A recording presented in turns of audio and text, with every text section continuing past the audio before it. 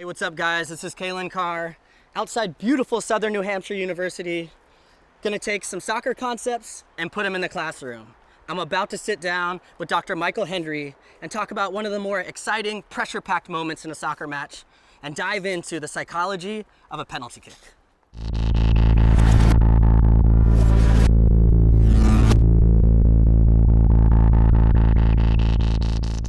One of the most dramatic moments in a soccer match is a penalty kick.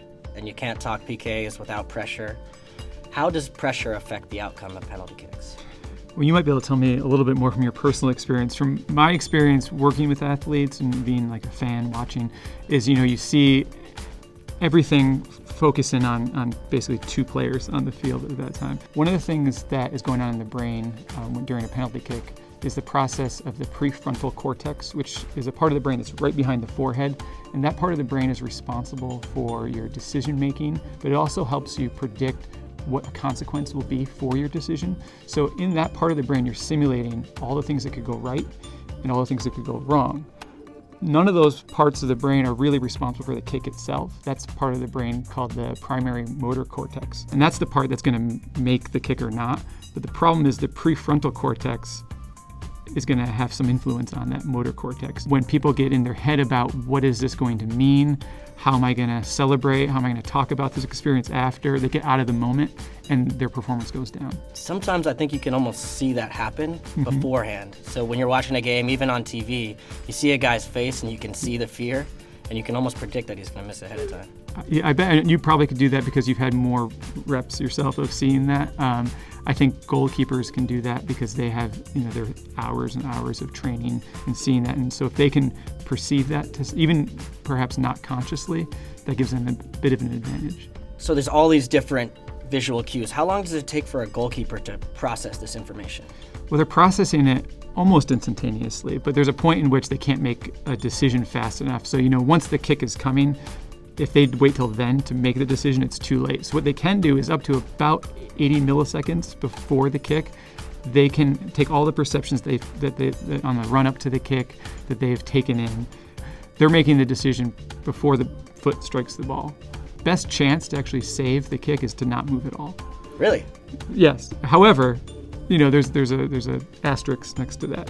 I guess the risk then is if you don't dive and the guy hits the corner, everybody on the sideline and the coach and the players are going to be like, come on, dude, are you going to make an effort here or what? Right, and you just struck on, this is the psychological theory that's at play. It's called action bias. And so what a keeper, whether they know this or not, they experience this bias towards movement, towards acting on something. And the theory behind it, that I referenced called action bias, is how they're going to feel after the event. So if they don't move and the shot goes right and it goes in, they're going to have that reaction of like, why didn't you do anything? So they would rather move, even if they're diving the wrong way, which they often will, but at least they attempted to do something. So it looks like they did something, even if they haven't increased their statistical chances of making a stop. Shootouts. A little different than penalties during a game. These are the decisive moments for sure. I've seen guys react completely differently, being that fifth taker, if they know they have to take one to stay alive or possibly to win the game.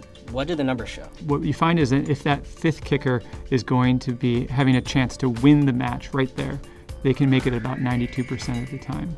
If that kick, though, is to keep the match going, then they only make it about 60% of the time. So there's a huge drop-off in terms of doing something to win versus doing something to not fail.